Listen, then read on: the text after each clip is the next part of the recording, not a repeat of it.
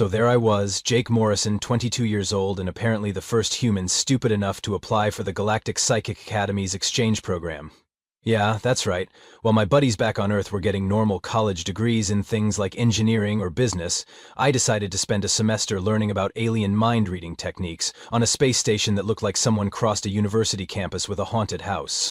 Cerebrum 7 was what you'd call architecturally challenged. Picture Gothic spires mixed with gleaming metal corridors, all floating in the middle of nowhere like some cosmic fever dream. The whole place hummed with this low-frequency vibration that was supposed to enhance psychic resonance, but mostly just gave me a headache.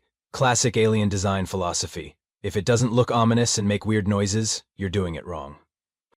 The admission office was staffed by a creature that looked like a cross between a jellyfish and a filing cabinet. It had about 12 tentacles, each one stamping different forms with the efficiency of a bureaucratic nightmare. Its name was Administrator Glub, because apparently the universe has a sense of humor about these things. Human Jake Morrison, Glub gurgled through what I assumed was its mouth, though honestly it was hard to tell which end was which. You are here for Dream Analysis 101, Introduction to Psychic Phenomena, and Advanced Fear Consumption Theory. That last one sounds delightful, I said, trying not to laugh. Really looking forward to learning how to eat people's nightmares. Always wanted that on my resume. Glove's tentacles twitched in what might have been confusion or irritation, hard to read the body language of something that looked like it belonged in a tide pool. Human sarcasm detected. Please note that humor is discouraged during actual psychic procedures. Mental contamination can occur. Mental contamination, I repeated, nodding seriously. Right. Wouldn't want my jokes to give anyone brain damage. The thing about Cerebrum 7 was that it was run by species who had evolved to feed on mental energy. Fear, specifically. These weren't your friendly neighborhood telepaths who just wanted to help you find your car keys. These were professional nightmare merchants, cosmic boogeymen who had turned scaring the living daylights out of people into an art form. Which, honestly, seemed like a pretty sweet gig. Until you met the students. Walking through the dormitory halls was like taking a tour of the galaxy's anxiety disorders. There was Zephyr, a crystalline being from the Andromeda sector who literally vibrated with terror whenever someone looked at him funny. Then there was Gornak, this hulking reptilian creature who was apparently afraid of his own shadow. Literally. He'd installed extra lighting in his room to minimize shadow coverage.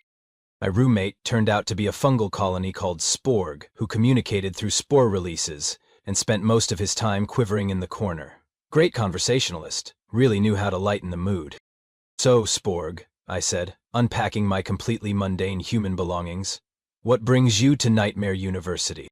A cloud of purple spores puffed out of him, which according to my translation app meant something like, trying to overcome crippling existential dread about the heat death of the universe. Been there, buddy, I said, hanging up my Earth clothes next to his collection of what appeared to be anxiety medication. Have you tried not thinking about it? More spores. This time the app translated it as confused screaming. The orientation packet was a masterpiece of psychological warfare disguised as academic literature. Course descriptions like fundamentals of terror extraction and practical applications of psychic domination were written in cheerful, welcoming fonts that somehow made them even more disturbing. My personal favorite was Introduction to Dream Infiltration, Making Nightmares That Last. But here's the thing about being human that I was starting to realize these aliens didn't quite grasp. We're kind of hard to scare. Not because we're particularly brave or anything, but because we've already seen it all. Horror movies, internet videos, the news, Florida. By the time you've survived a childhood of being told that quicksand and the Bermuda Triangle were going to be major problems in your adult life, alien nightmare academies start to seem pretty tame. Still, I had to admit I was curious. How exactly did a species evolve to eat fear? What did nightmares taste like? Were there nightmare sommeliers who could tell you the vintage and quality of a good old-fashioned anxiety attack? All questions I figured I'd get answered soon enough in Dream Analysis 101, which according to my schedule started first thing tomorrow morning, with someone called Professor Vorthak. The name alone sounded like it should come with a parental advisory warning. Professor Vorthak was what you'd get if you crossed a praying mantis with a skyscraper and gave it a really bad attitude. 9 feet tall, covered in chitinous black armor that seemed to absorb light, and sporting 4 arms that ended in claws designed for what I could only assume were very unfriendly handshakes. His head was vaguely triangular, with compound eyes that reflected every color except the ones that made you feel comfortable. But the real kicker was the way he moved. Vorthak didn't walk so much as he glided, like death on a really expensive hoverboard. Every step was calculated to make maximum psychological impact, from the way his claws clicked against the floor to how he seemed to loom over everything even when he wasn't trying.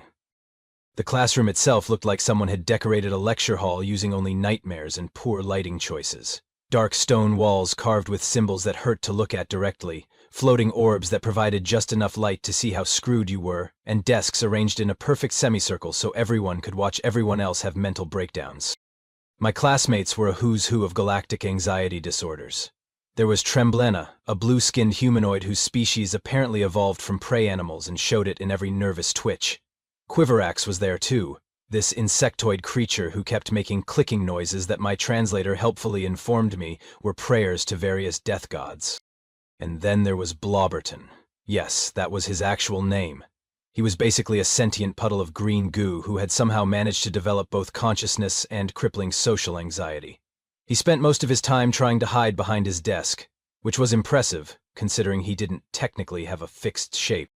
"Welcome, morsels," Vorthak began, his voice like grinding metal with a minor in psychological warfare. "I am Professor Vorthak, senior lecturer in advanced terror theory, and your guide through the delicious landscape of mortal fear." The other students collectively shuddered. Literally, I could hear Quiverax's exoskeleton rattling from 3 seats away. "In this course, you will learn to navigate the dream realm, to taste the exquisite flavors of subconscious terror, and to feast upon the nightmares that lurk in the darkest corners of sentient minds." He paused dramatically, scanning the room with those compound eyes like a predator sizing up his next meal, which, let's be honest, he probably was. "But first," Vorthak continued, "we must establish the hierarchy.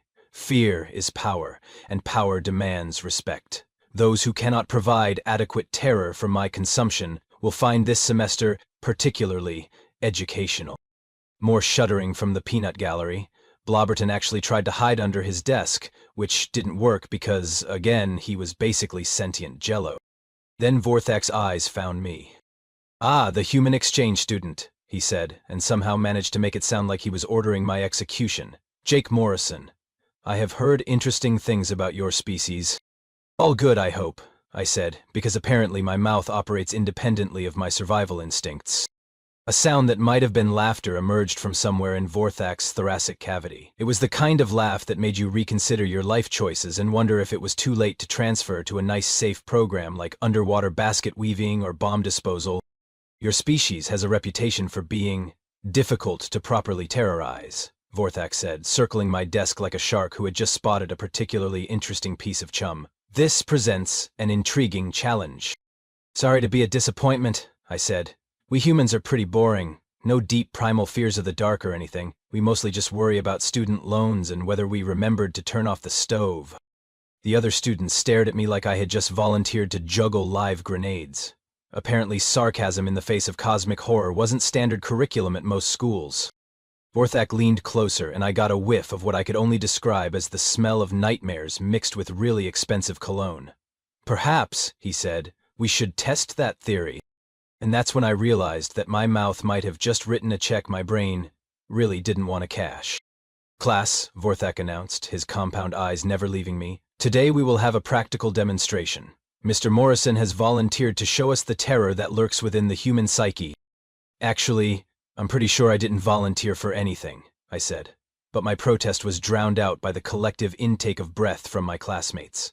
Apparently, being selected for a Vorthak demonstration was like winning the lottery, if the prize was a complete psychological breakdown. "The procedure is quite simple," Vorthak continued, producing what looked like a metallic headband covered in wires and blinking lights. "I will establish a psychic link with our subject and project his deepest fears for the class to observe. Educational and delicious." As Tremblena raised a shaky blue hand. "Professor, shouldn't we start with something smaller? Maybe a pleasant memory or a mild concern about parking tickets?" Vorthak's laugh could have curdled milk. "Where is the educational value in that? No, we dive deep today, to the primal fears that shape a species." He gestured with 2 of his 4 arms, and the nightmare headband floated over to hover menacingly above my desk. The thing was clearly alien tech, probably worth more than my college tuition, and definitely designed by someone who had strong opinions about violating personal mental boundaries. "Now then, Mr. Morrison," Vorthak said, settling into what appeared to be a meditation pose, if meditation involved looking like you were about to devour someone's soul. "Please remain calm. The more you resist, the more unpleasant this becomes." "Unpleasant for who?" I asked, but I was already reaching for the headband. Look, I didn't come to alien nightmare school to back down from the weird experiences. Besides, what was the worst that could happen? So I had some embarrassing dreams. Everyone does. The headband felt cold against my forehead, and immediately started making this low humming noise like a computer having an existential crisis. Little lights began blinking in patterns that probably meant something important to people who understood alien technology. "Excellent," Vortak purred, his own ceremonial headgear materializing around his triangular skull. "Now, class, observe as I penetrate the human mind and extract its most fundamental terrors." I felt a sort of tickling sensation in my brain, like someone was gently poking around in my thoughts with a very polite mental finger. It wasn't unpleasant, just weird, like having someone read over your shoulder while you were thinking. Vorthak's expression shifted from predatory confidence to focused concentration. "Interesting," he murmured. "The human psyche has many layers. Let me probe deeper." The mental tickling became more insistent. I could feel Vorthak rummaging around in my head like he was looking for something specific. The other students leaned forward in their seats, probably expecting to see me break down in screaming terror any second now. "Curious," Vorthak said, his compound eyes flickering with different colors. "The human mind is more chaotic than expected. There are so many random neural pathways. What is this obsession with something called a dancing baby?" "Oh, that's just an old internet meme," I said helpfully. "You might want to avoid that whole section of my brain. There's some really weird stuff in there." But Vorthak wasn't listening. He was diving deeper, his concentration intensifying as he searched for the rich vein of primal terror that every sentient species supposedly possessed. His confidence was still intact, but I could see tiny cracks beginning to form. "There must be fear here somewhere," he muttered, probing what I could only assume were my childhood memories. "Every species has fundamental survival terrors. Darkness, predators, death, public speaking." "So, found the public speaking thing, did you?" I asked. "Yes, but it's mixed with memories of something called YouTube comments and Twitter discourse that seem far more traumatic," Vorthak replied, sounding confused. "How is this possible?" That's when his expression changed. The predatory confidence evaporated, replaced by something that looked suspiciously like concern. The lights on both our headbands started blinking faster, and I could feel him going deeper into my subconscious. "What?" Vorthak started to say, then stopped. His compound eyes went wide, reflecting colors I was pretty sure weren't supposed to exist. "What in the name of the cosmic void is this?" What Vorthak had stumbled into was the psychic equivalent of opening a door expecting to find a nice, orderly closet, and instead discovering that someone had stuffed a tornado inside. He'd hit my dream center, and human dreams, as any sleep scientist will tell you, make absolutely zero sense. I appear to be in a classroom," Vorthak announced to the class, his voice taking on a strained quality. "But the classroom is also somehow a giant hamburger, and all the students are they penguins? Why are the penguins wearing tiny business suits?" Through the psychic link, I could feel his confusion as he tried to navigate a dreamscape where I was apparently giving a lecture about quantum physics to a boardroom full of disappointed penguins, while simultaneously being chased by a flying purple elephant that kept shouting stock tips in my grandmother's voice. "This is perfectly normal," I said helpfully. "That's just Tuesday's anxiety dream mixed with some leftover memories of a nature documentary. You should see what happens when I eat pizza before bed." "The elephant is now discussing mortgage rates," Vorthak continued, his voice climbing toward panic. "And there's a door marked exit, but when I open it, it leads to another classroom, where you're apparently naked and trying to explain why you haven't studied for a test about flying?" "Oh yeah, that's a classic," I nodded. "The naked public speaking forgot to study can fly combo dream. I get that one about twice a month. Really brings together all the greatest hits of human anxiety." The other students were staring at both of us now, their various forms of alien terror temporarily forgotten in the face of whatever cosmic horror show was playing out in Vortak's compound eyes. Quiverax had stopped clicking his prayer mantras, and even Blobberton had reformed enough to peer over his desk. "No, the penguins are my high school teachers," Vorthak reported. his professional composure cracking like a dropped phone screen, "and they're disappointed in me for not remembering to wear pants to the flying test.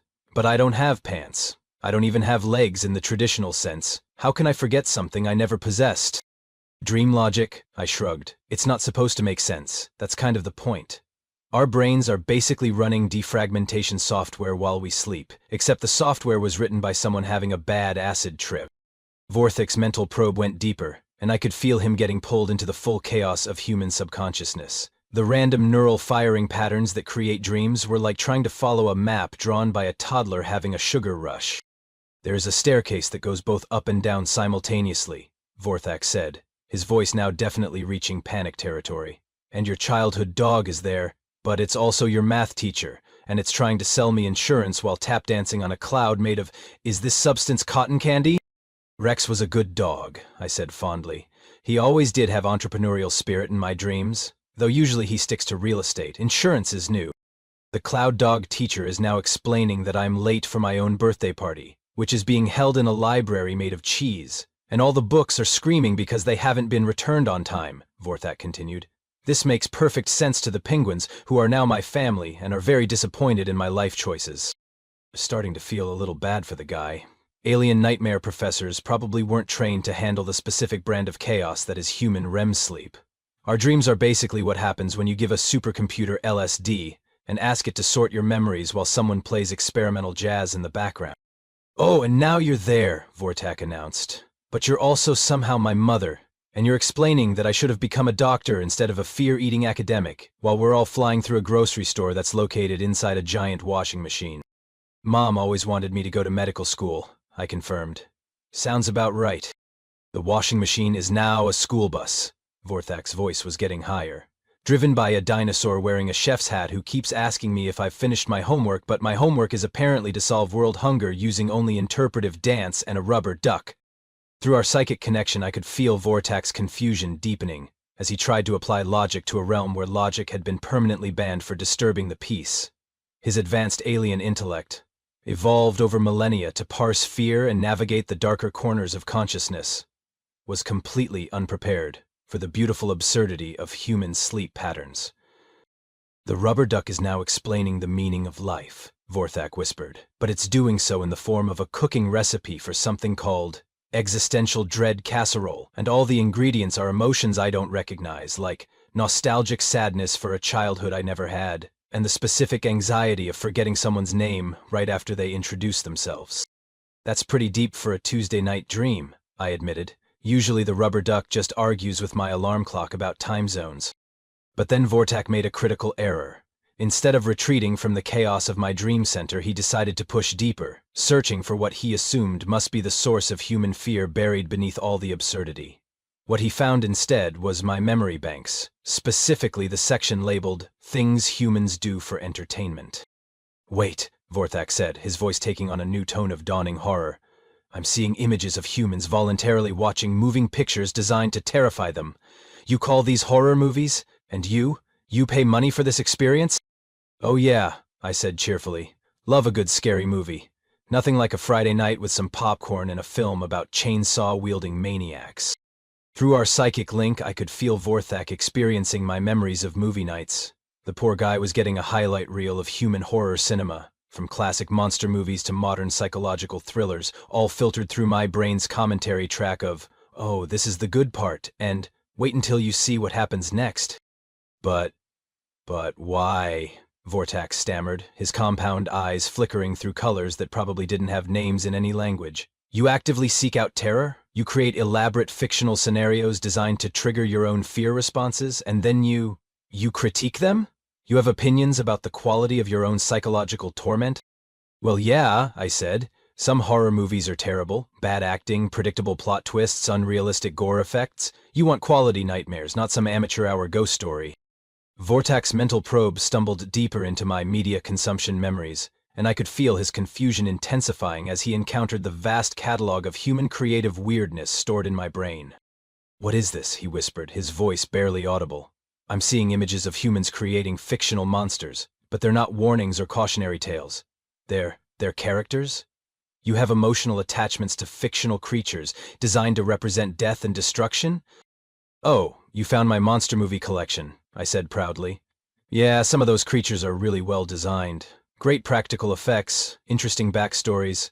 There's this one vampire character who's been around for like 80 years, and fans write stories about him falling in love and having existential crises. Fans write additional stories about the monsters. Vorthak's voice was climbing toward a register that probably required special equipment to hear properly. You take creatures designed to embody your deepest fears and you make them protagonists? You give them romantic relationships? Through our connection, I could feel him encountering my memories of monster movies, vampire romance novels, zombie comedies, and that weird phase I went through in college where I was really into films about friendly ghosts. His alien psyche, evolved to understand fear as a simple predator-prey relationship, was completely unprepared for humanity's tendency to turn everything into entertainment. This is impossible, Vorthak continued, his mental voice taking on a hysterical edge. I'm seeing memories of humans dressing as monsters for recreational purposes. Children engaging in ritualized fear-seeking behavior called trick-or-treating. Adults paying money to be chased through artificial haunted environments by actors pretending to be threats they know are not real. Halloween's pretty fun, I agreed. Though haunted houses can be hit or miss. Some of them try too hard, you know? Like, we get it, you're scary, but could you work on your timing a bit? But then Vortak's probe hit the section of my brain I really should have warned him about. The part where I stored my knowledge of internet culture. What? He began, then made a sound like a computer trying to process infinity. What is Florida Man? Oh no, I said. You really don't want to go down that rabbit hole. But it was too late. Vorthak was experiencing the full glory of Florida Man headlines, those beautiful monuments to human chaos that defy all logic and reason. Through our psychic link, I could feel his mind trying to process news stories about people wrestling alligators for fun, riding manatees while intoxicated, and getting arrested for trying to teach squirrels how to water ski. This cannot be real, Vorthak whispered. These are fictional stories designed to illustrate the breakdown of rational thought, yes? Cautionary tales about the dangers of abandoning logic? Nope, I said cheerfully. Those are all real news stories. Florida's just like that. We've kind of accepted it as a state. But the man who tried to rob a bank with a live lobster, Vorthak continued, his voice hollow with disbelief. The woman who called emergency services because McDonald's ran out of chicken nuggets. The individual who was arrested for teaching bears how to drive golf carts. These are not rational fear responses. These are not survival behaviors. What evolutionary pressure could possibly produce this level of casual chaos? I think you're overthinking it, I said. Sometimes people just do weird stuff, it's not that deep. Vorthak's mental probe was now flailing through my memories like someone drowning in a sea of human illogic. He encountered my recollections of internet memes, viral videos, social media arguments about whether hot dogs are sandwiches, and that time Twitter spent 3 days debating the correct pronunciation of GIF. Your species creates artificial fears for entertainment, transforms threats into beloved characters, engages in deliberately irrational behavior for recreational purposes, and spends significant mental energy arguing about the classification of processed meat products, Vorthak summarized, his voice barely a whisper. And this is considered normal behavior? Pretty much, I nodded. Wait until you see the part of my brain where I keep memories of people arguing about pineapple on pizza. That's when Vorthak made a sound that I'm pretty sure doesn't exist in any known language. Through our psychic connection, I could feel his carefully structured understanding of fear, logic, and rational thought crumbling, like a house of cards in a hurricane. The poor guy had spent his entire career studying terror as a fundamental force of nature, only to discover that humans had somehow evolved beyond the need for rational fear responses and had turned the whole concept into a recreational activity. The pineapple debates, he whimpered. They go on for hours. People have strong emotional responses to fruit placement on bread circles. They form tribal allegiances based on cheese and tomato sauce preferences. This is how your species spends its mental energy? Food opinions are serious business, I said solemnly. Wars have been fought over less. The psychic link between Vorthak and me began to fluctuate wildly, like a radio trying to pick up signals from several different galaxies at once. Through our connection, I could feel his mind attempting to retreat from the cosmic horror that was human consciousness, but my brain had apparently latched onto his probe like a particularly enthusiastic tour guide. Wait, I said, genuinely concerned as I felt his mental distress through our link. You okay in there, Professor? You're looking a little green around the… well, I'm not sure you have gills, but whatever those flappy things are… Vorthak didn't respond immediately. His compound eyes had gone completely dark, like someone had unplugged a computer that was trying to calculate the meaning of existence while simultaneously running every video game ever made. The other students were staring at him with expressions ranging from confusion to outright panic. Tremblina raised her hand tentatively. "Professor, should we call the medical center? You're making us sound like a dying star."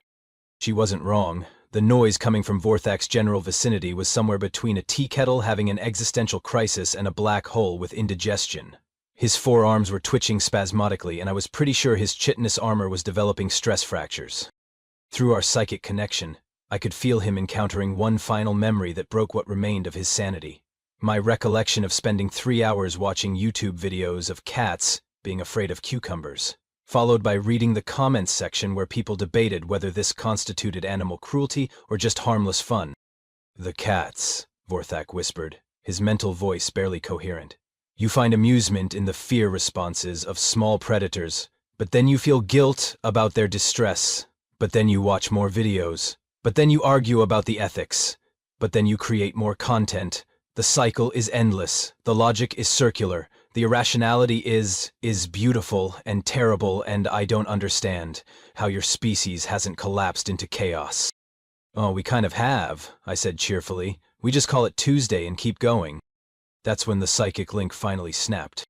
Vorthak's withdrawal from my mind was like watching someone try to escape from quicksand made of pure confusion. The headbands on both our heads sparked, flickered, and died with what I can only describe as electronic exhaustion. Smoke rose from various components, and I'm pretty sure I heard something inside the devices weeping. The professor himself slumped in his meditation pose, like a marionette whose strings had been cut by someone having a nervous breakdown. His compound eyes slowly flickered back to life, cycling through colors that definitely weren't in the standard spectrum, before finally settling on what I assumed was their normal shade of predatory amber. For a long moment, the classroom was silent except for the sound of Blobberton reforming himself into increasingly smaller puddles and quiver waxes clicking, which had now taken on the rhythm of a funeral march. "Class dismissed," Vorthak announced weakly, his voice barely audible. "But, Professor," Tremblina protested, "we haven't learned anything about fear extraction or dream analysis."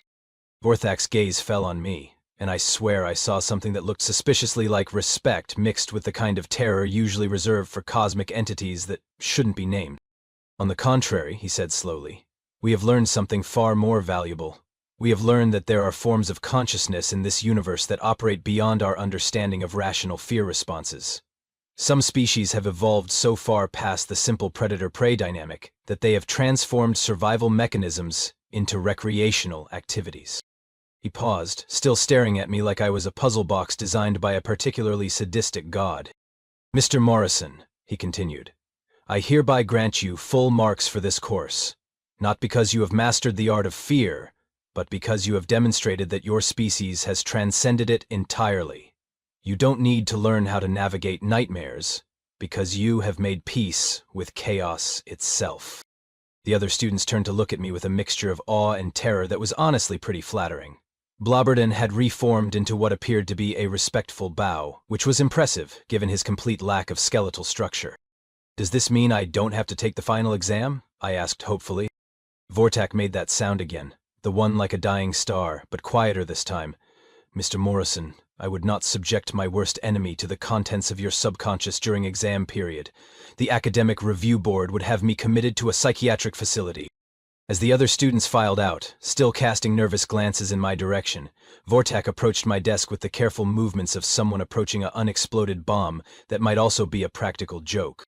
"Tell me honestly," he said, lowering his voice to a whisper, "is your entire species like this?"